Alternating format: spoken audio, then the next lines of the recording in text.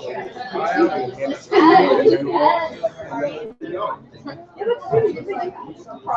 everybody.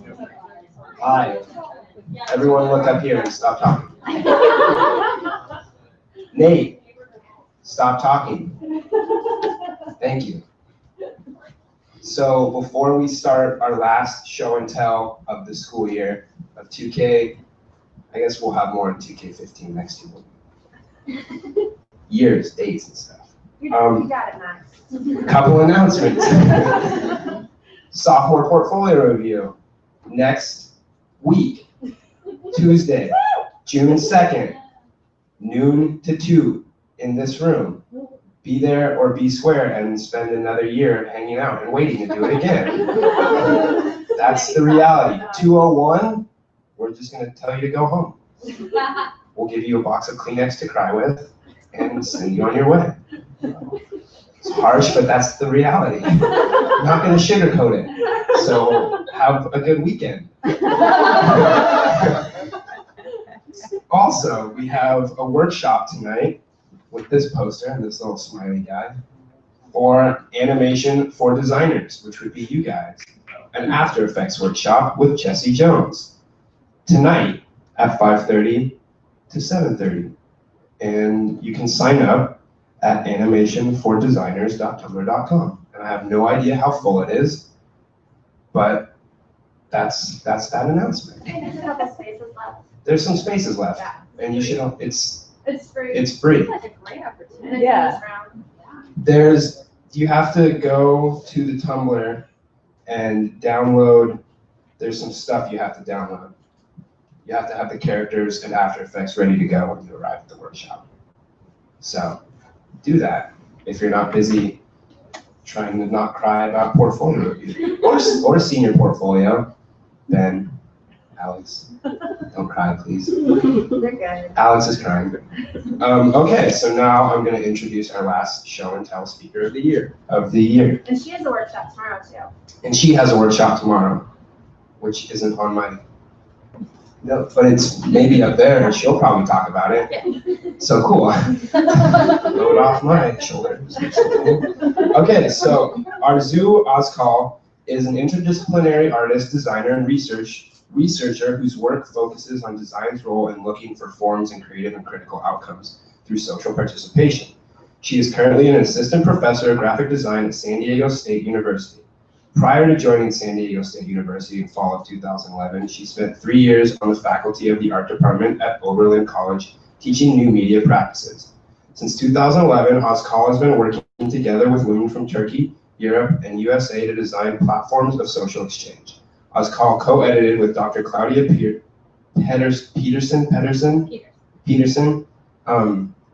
Goon? Got it. Women's Networks, a DIY book project investigating informal networks and their extension into digital media with the aim of gaining understanding on the sociocultural conditions impacting women's participation in contemporary culture, 2013. Her lecture will present 3 iterations of the Goon project, which she has been facilitating for the past 3 years. She will talk about the first gathering that took place in Istanbul, Turkey during ISEA 2011, a second one in Athens, Greece, which was part of the Homes exhibition at Benkai Museum in 2013, and the final one at Design Inquiry Residency in Vinyl Haven, Maine in 2014. All right, so, and now Julie's gonna come up and say some more things. Yay, Julie. Great. Thanks so much, everybody. For those of you who don't know me, my name is Julie Creaney. I teach video courses mainly for our practices, but I do want to make a pitch for this one class I teach called Video Design and Community, which is a class that all graphic design students and students from all over the university can and do take, where we partner with some kind of local grassroots organization and make a video for them, and you don't need any other video experience. Next year's community partner is going to be Rock Camp for Girls, so it's going to be an awesome year next year doing that. Yeah. So just talk to me if you're interested in that.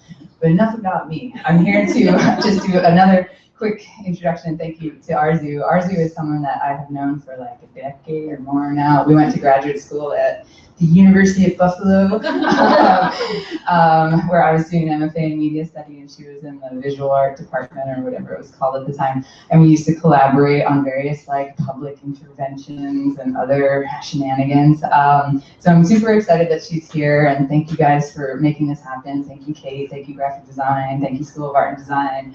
Some other people were instrumental in bringing Arzu here today too. She had to fly up from San Diego. She's here like in person, you know, like this is like amazing.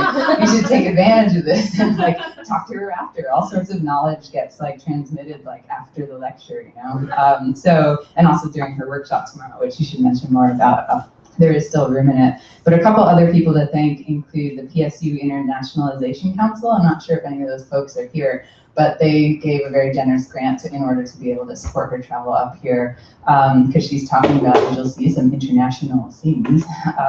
And also we have on campus a Middle East study center and a center for Turkish studies that also gave some funding to be able to bring her up here. So thank you all if you're here. And I'll just let Arzu go ahead with her lecture. Thanks again, everybody.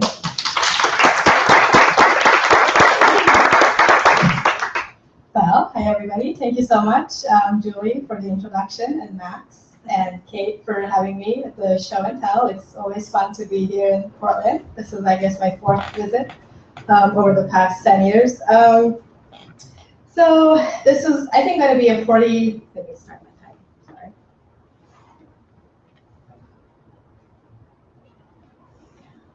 "35, 40-minute talk with enough questions for comments and questions.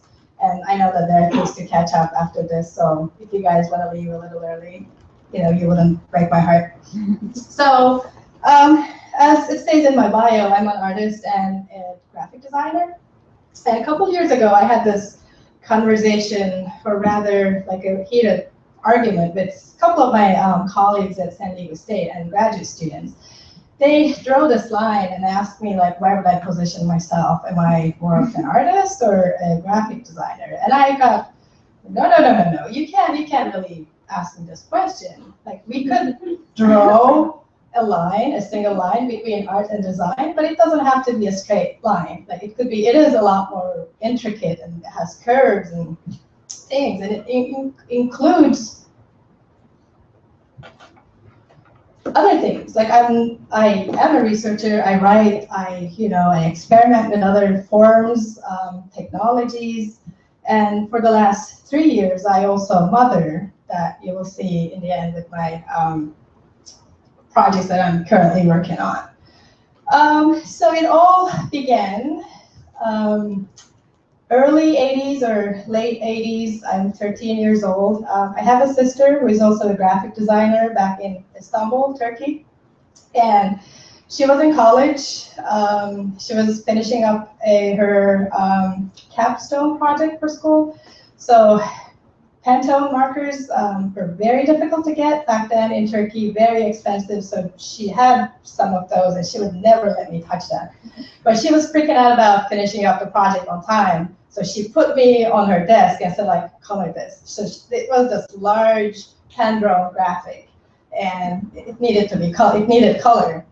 And she put another example in front of me, like, just do your best. And she left to work on, other components of the project. So, I was excited, but at the same time was paralyzed for maybe 5 minutes. I didn't know what to do. And I still remember vividly opening the first, the cap, and like started painting. And I finished all the, I believe I did a phenomenal job. She passed her course. And back then, that moment, I decided to pursue design. And mostly because I thought it's all about coloring things with nice colors and having a lot of markers and such, right? So this memory inspired me perhaps to design this coloring book years later. This is a coloring book to draw attention to children who are suffering, who are affected by war in countries like Turkey and Middle East, like Iraq, Iran, who are dealing with these issues daily. So I wanted to create this juxtaposition where a kid in a comfortable house environment like here color a book about a kid who's world is bombarded daily. So, and it is, and kids don't care. Kids, younger kids especially, don't have these symbolisms, right? So they don't know what's a bomb. They don't know, how drastic it is. But parents freak out. So, and the book was obviously started with, a nice day in the hood. Teddy is walking around, and then you start pages. You start seeing the planes coming in and dropping bombs, and in the end, you see the Teddy hurt. So as I said, parents freak out and remove the kid from the scene immediately. So I'm going to show is our chronological, but I wanted to start with this just to prove the complexity of art and design, because some people call this graphic design. I call it graphic design, and some people include this in an art exhibition. But it is very complex, that relationship between art and design. So I have a video to show really quick. And as a part of this coloring book, I designed this teddy bear.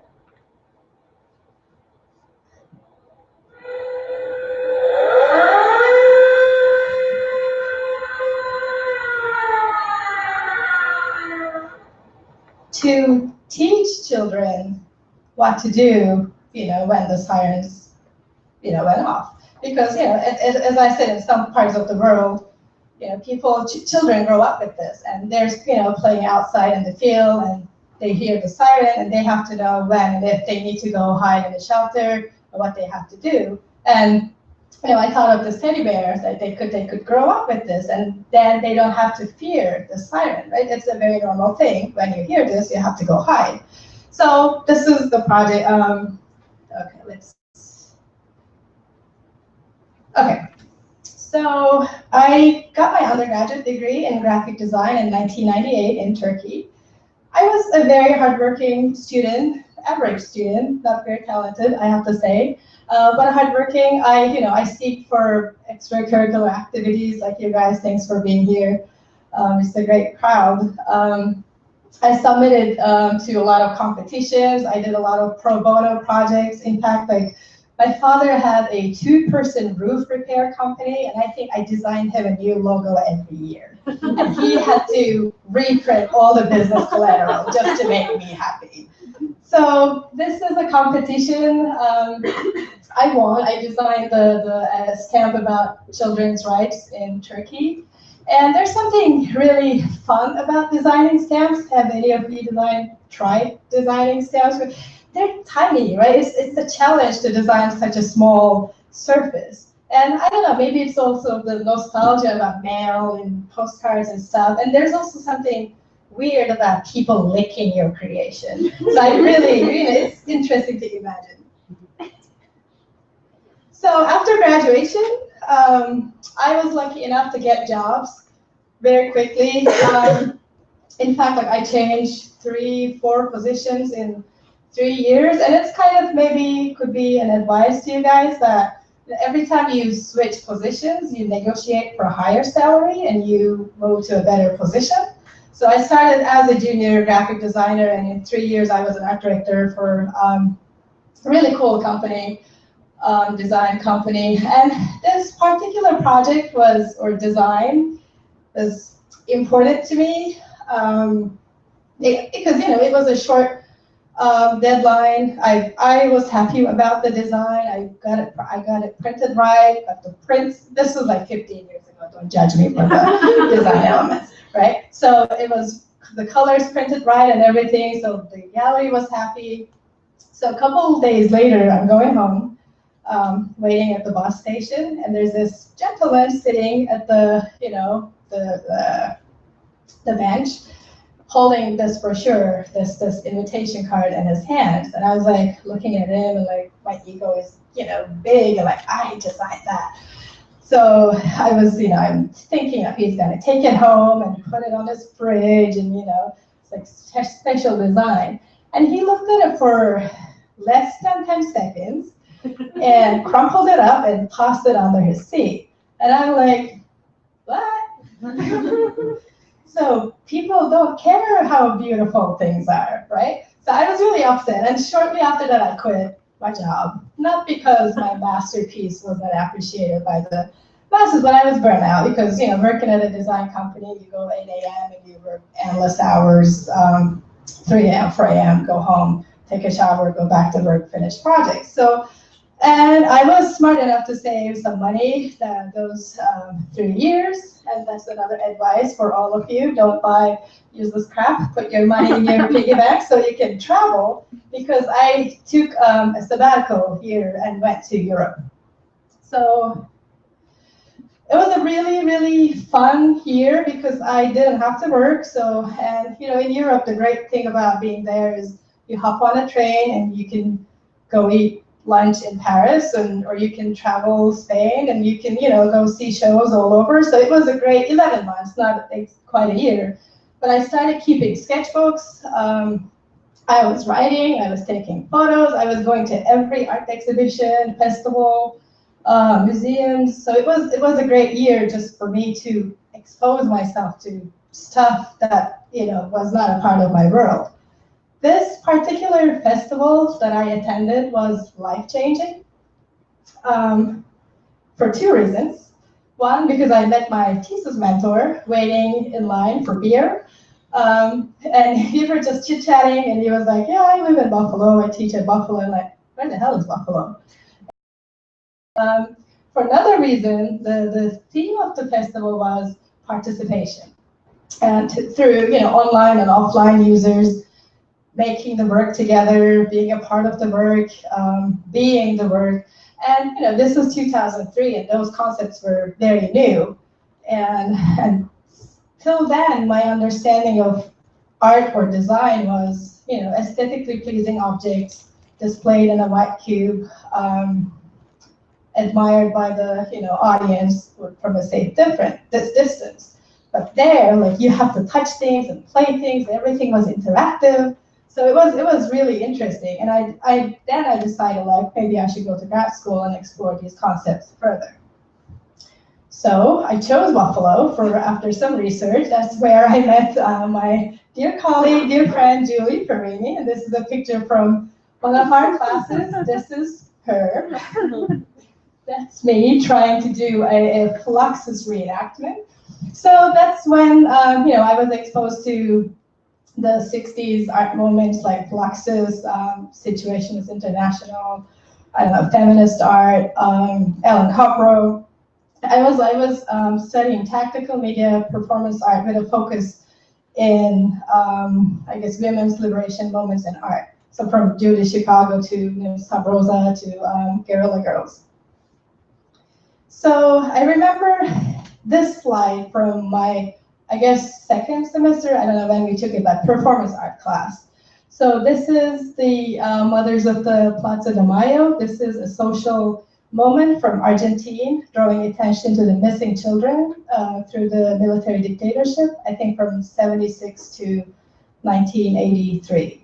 So when I looked at this, so what they do is these mothers write the names of and embroider the names of their missing children onto their headscarves, and then just go to this plaza. And I remember looking at this and this is the most powerful use of graphic design I have seen in my life. And seeing this image and taking that performance art class really changed my perception about graphic design.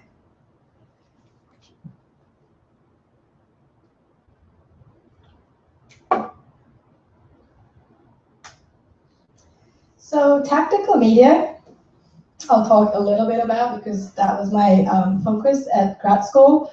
It's basically, today you can call it, social activism or social practice, but it really doesn't matter what you call it. I call it tactical media. It's basically use any media necessary to communicate a message to a broader audience. And, you can design posters, you can design books, you can collaborate with scientists, you can collaborate with or do performance art in the public space. So, but the whole idea is to disrupt the myths, the symbolism, the symbols, the myths that we take granted. And you'll see a lot of this in my work after this. And I personally, want to talk about the inclusion versus exclusion graphics, exclusion dynamics. That really, is my focus. So here's some projects that I did. This is a performance, another performance I did still at grad school. And this particular concept really affects my work after this. And tomorrow's workshop is more about this. I'm not going to talk much, but I just want to mention. So Agnes Heller says place and rootedness is geographical monogamy, and travel or mobility is geographical promiscuity. So just a really interesting thing to think about, and we'll discuss this further tomorrow if you choose to come. So this is the project that I did for graduation for my M.F.A. thesis. So it's called Public Transfer, that Julie might remember. So this is a project in Buffalo. Have any of you been in Buffalo? One person, two people, good. So it's a very segregated city, like I'm sure, like all the cities in the United States and everywhere in the world. So, there are minority neighborhoods, there are, business districts, there are all kinds, and public transportation is a joke, obviously. So there's no way you can take a public transportation to go from between these neighborhoods. So, and I through the years I lived there, I've been hearing things like, people from the suburbs would never go to downtown because it's super scary. There are homeless people there. There are artists living in Allentown. So my project was to create a public space or a free discussion platform, but I didn't want to do it in a fixed location. I wanted to be a traveling thing. So I rented a minivan, and I consulted with this is a one-year project, so I worked with the urban planners to decide which neighborhoods are the most ideal for this. So I did a project, the van just made loops for the entire weekend between these neighborhoods. Allentown is the area where usually students and homeless is bars. Fruit Belt is the minority and immigrant neighborhood. And the Niagara campus is the business area where people from suburbs just come. It's right off the highway. You would go there, like do your job, and then you don't have to deal with any of the other ones. You hop on the high freeway again and like leave to your suburbs, right? So I get the van, and I made these, designed these signs, and I placed it all around. I guess you can see all these blue dots that you see. We had the one of the signs. So we had a time schedule. We did some test runs, so we knew that how long it takes approximately to go to the next spot. So we distributed a brochure with a timetable, like to all the bars and churches and barber shops where people have time to read stuff, right? So they could read about the project, learn about this. This is free transportation, so you can take. So we had a lot of people joining us. We had drug dealers trying to sell weed. We had just passersby. We had tourists. We have people really drove from the suburbs just to see, because this is an art project. It's safe. They could do it. So curators, friends. This guy was really interesting. It really affected me. He's a plumber that he lives in the Fruit Belt, but he knows the area, the city really well.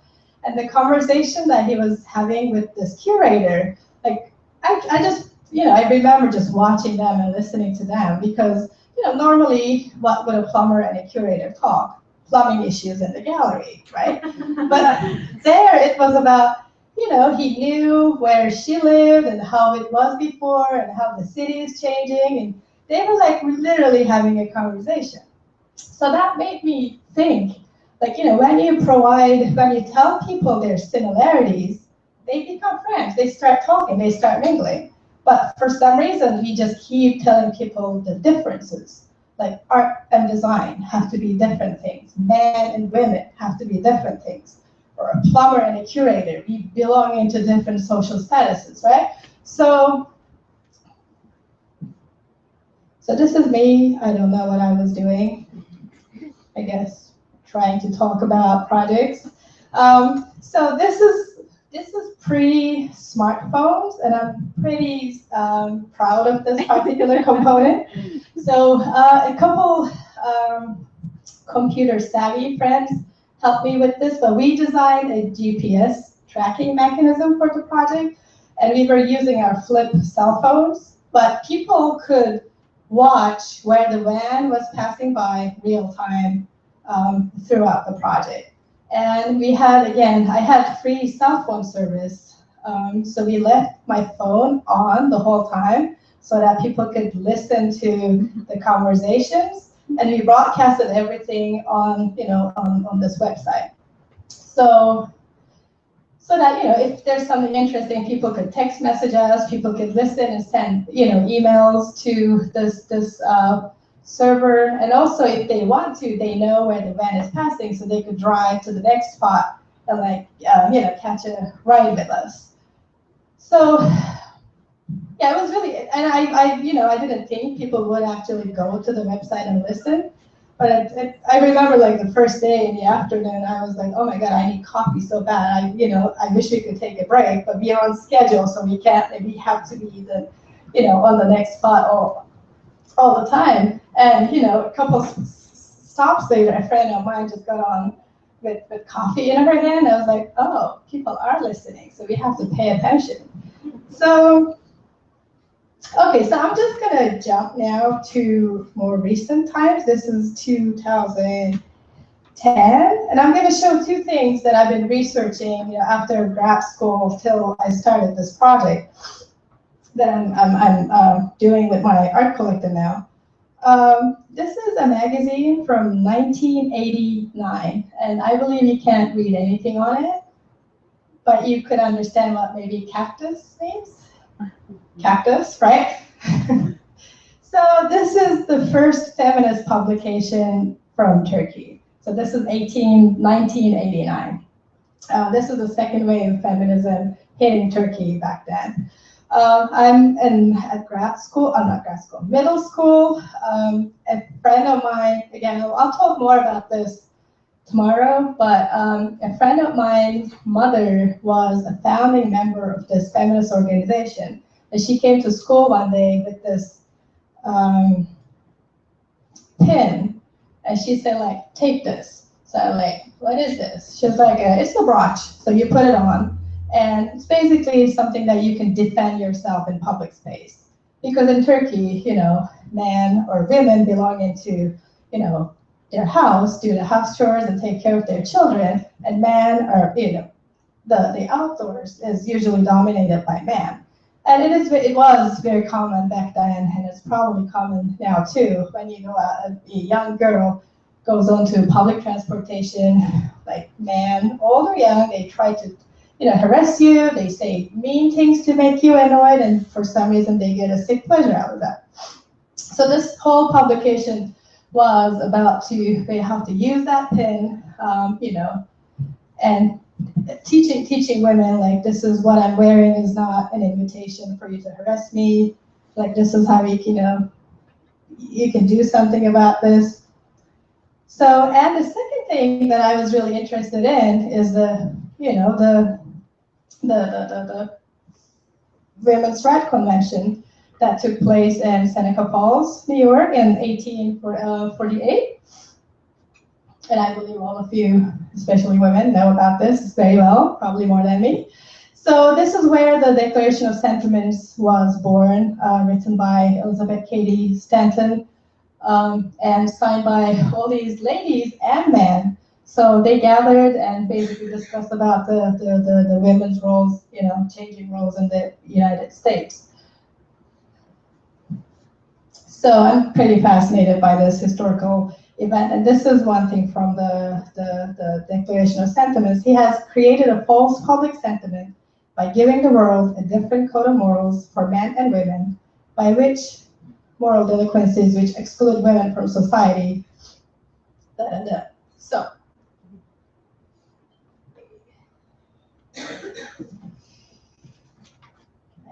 be on track.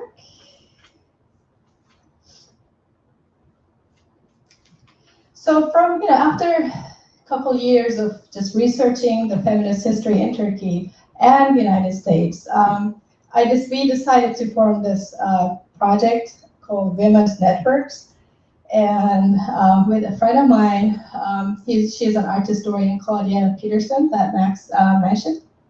So we wanted to gather a group of women to reimagine the Declaration of Sentiments. So, and gün means a day in English. And it also refers to these Turkish social gatherings between stay-home mothers in Turkey. So, as I said, like in Turkey, especially in my mother's time and my grandmother's time, women don't work and, men are the breadwinners. So what women do is they visit each other during the day.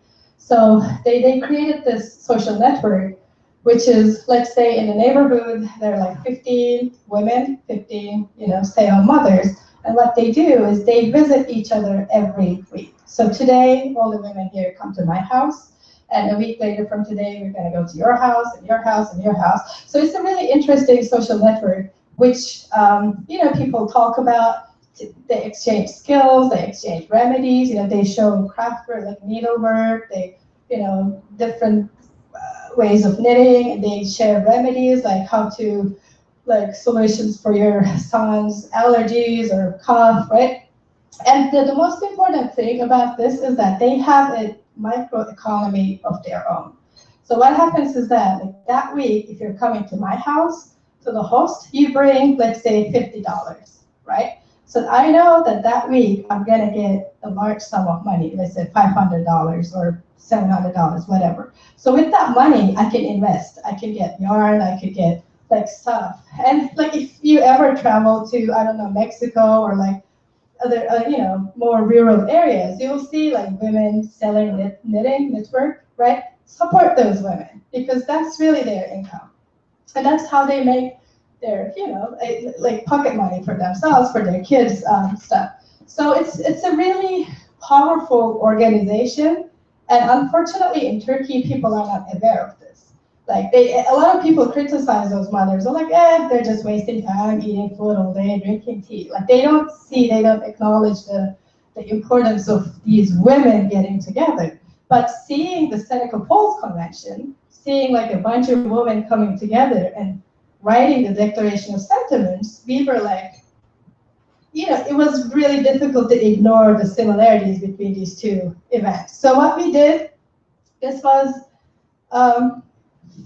ISEA, International Society of Electronic Arts, in 2001 had a call for works for under the theme of networks. So Claudia and I proposed this project of bringing women together to reimagine the Declaration of Sentiments.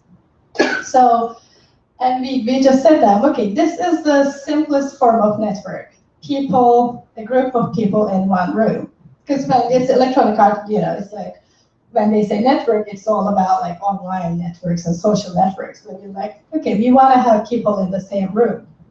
So we invited a bunch of women, 13 of them responded, and some of them are artists, we had a social wing politician, a punk singer. So it was a really interesting variety of people. So we all sent them the copy of Declaration of Sentiments, and we started emailing each other, talking on Skype and stuff. And then during the conference, we rented a room in Istanbul, and we said like, okay, just come. We're going to be discussing about these issues all day. We started at 10 a.m. and it went through midnight. We were exhausted, but it was so powerful, the conversations and everything. And after that, we basically published this book. I forgot to bring copies, but I'll have one tomorrow at the workshop. But you can, if you're interested, this is the website, womensnetworksbook.com. You can request a copy. You just email me, I'll send you one. You don't have to pay.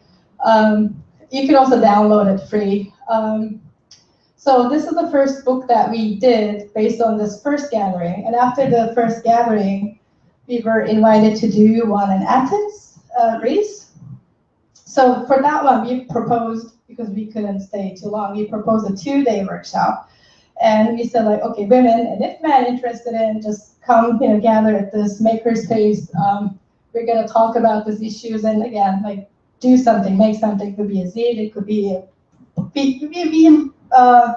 leave it pretty open-ended. So the first day was on the same time with this big Athens marathon, and all the women just complained about like how bad the traffic was, and also we said like, okay, let's do a non-marathon. So we put these things at the back of every woman, and like we made them run or walk or jump, whatever they wanted to do around like the block of the, and they don't know about it, they don't know each other, they're like very uncomfortable, but it was a nice icebreaker, we're running around like crazy people in the city. So, and then we sat down and we talked, we discussed some of the issues, we listened to them, we listened what they wanted to say. We had a couple exercises, we'll do some of these tomorrow, that they could express themselves. And after that, it couldn't be a printed publication because some of the women came up with videos, and we said, let's just do a website about this and gather everything on the website. This is one of the projects that the 3 people came up with. They decided to do everything that we should be doing in indoors and private space, so they did it outside. So from brushing your teeth in the public fountain to changing your socks to putting on your makeup. Okay, so the last project I'm working on right now. These are all ongoing projects. The GUN project, we're getting ready to make one in Iran next year. And this is also an ongoing project. It's called Home Affairs. And we just opened an exhibition in San Diego. But basically, this is a project to challenge the mainstream representation of motherhood. So this is very important project to me personally, because when I was pregnant to my son in 2011, I was getting ready to be a part of an exhibition where the artists were going to live in the gallery, just like a space for a week and make the work together. And I told the curator, okay, there might be a problem because, they say that from here on I can have my baby anytime, right? It wasn't my due date, but there's a risk that in the month, I guess the 8 weeks month, I forget about it now, but you can have your baby anytime. So, and he kindly uninvited me instead of dealing with this condition.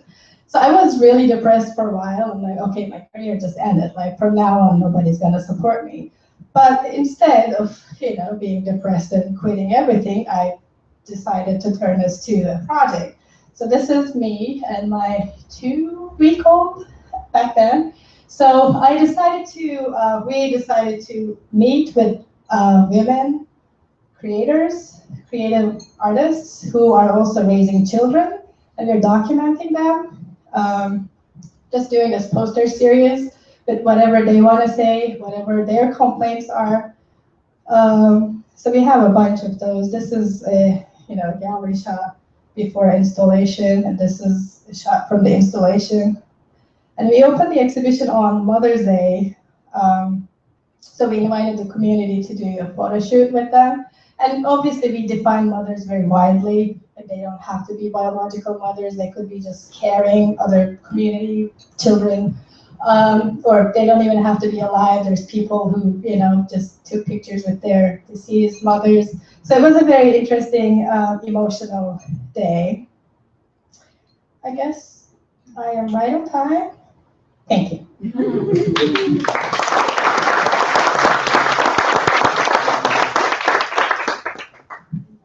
I would be happy to hear your comments or answer questions, if there's any. Yeah. With your project where you were picking people up in vans, did you ever have any really bizarre experiences? Yes. Other than what you mentioned with like the drug dealers. Yeah. The drug dealer was very nice about it. That wasn't the desired experience because he was like, any of you interested in drugs? And you're like, not right now. So then it wasn't, okay. So he started, talking.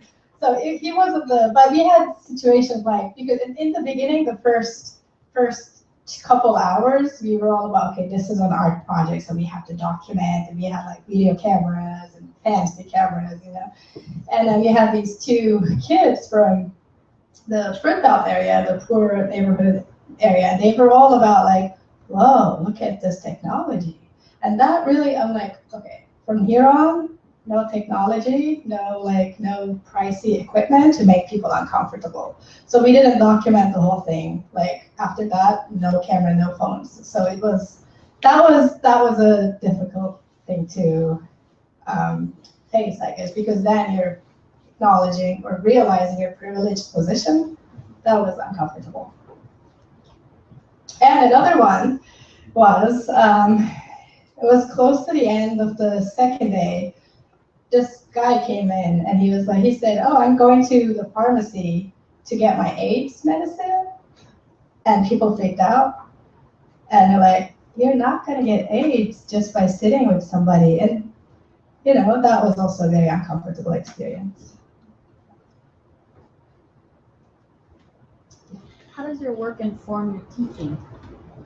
That's a great question. I think, how does my work inform my teaching? Most of my projects that I create for class are idea-driven, and I want them to come from the students. So we do a lot of exploration. Like I don't tell them, okay, you got to deal with feminist issues, right? But I show them examples, and I ask them, like, okay, let's find something that troubles you and that you want to make work about and research and all that. And after, if they could come up with something, then I teach them the tools, different media. Like I teach in the graphic design program, but if they want to make a video about something, I'm perfectly fine. I can teach them video editing. If they want to do a website, that's great. I can help them. Or I can find them collaborators to do different explorations. Oh, actually, prior, still more questions. You do a lot of collaborative projects. Could you talk about how some of your thoughts on collaboration now that you have a lot of experience? I only do collaborative projects. Yeah, because I really enjoy working with other people. I am not one of those people that could be in a studio all by myself. And I think it's probably because when I was doing my earlier work back in Turkey, that was my experience, like being in my design office for long hours, drinking coffee, wine, whatever, trying to finish up a project alone. And I really dislike that. Like right now, like my collaborator for the posters, she's in Ohio. I met her when I was at Ohio. And like every time we do things separately. We have artistic autonomy on every project. But I like to like be able to call her, like, I just did this photo shoot and I just thought I met this person, I want to include her in the project. I just love that conversation and how that conversation, from those conversations, different projects emerge. And I really enjoy that interaction with other people.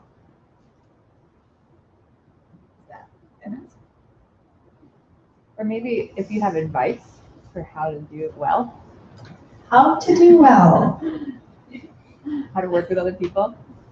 Yeah, yes, I do, because it is challenging. It is very challenging. And I do have collaborative projects in my classes I make, and the workshop tomorrow will be a collaborative workshop too. And like I always recommend that you have to acknowledge each other's strengths and weaknesses. And there are some times that you just need to step back and say, okay, let's try your idea. But if you strongly believe in something, you have to say, but I really believe that we should try this too. So you have to be open-minded, and you have to tame your ego a little bit, I guess, so that you can still be friends. Because the project I assign, students start like, oh, they're very good friends, and they hang out together. And in the end, they send me emails secretly like, I hate this girl. But you have to deal with that along the way. You can't just wait till the end, to become to that point that you want to kill each other. It's dangerous. Could you maybe talk a little bit about what will be happening in the workshop? Oh, yeah. In case- Yes, so we will do some exercises about, finding the problematic that you would want to work with, but it's a little bit about there's a lecture similar to this. It's only 15 minutes, and during the lecture, I'm going to have some prompts that you have to answer questions. And then based on those answers, we will do a small exercise where like a performative exercise. And after that, we will design something together. And we're going to decide on it. Again, like it could be a printed publication, or it could be a video. It could be, it's a collaborative thing. We will decide on it together. So it's a little open-ended and maybe less structured, but you will be surprised how well you will be when it comes to self-guided exercises. Great. Thank you. Thank you. Thank you so much, everybody.